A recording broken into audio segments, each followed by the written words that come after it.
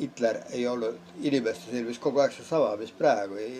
Ilmselge, et 30ndatel aastatel paljud inimesed vaatasid positiivselt Hitleri peale, paljud inimesed vaatasid lootusrikkalt Hitlerit, ootasid temalt samme, mis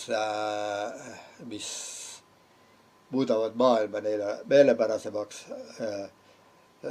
Sama lugu on Staliniga, sest Stalin on tagantjärele, nüüd meil on oma ajaloolised kogemused, eriti meil, kes me oleme sunnitult olnud Nõukogude Liidu koosseisus.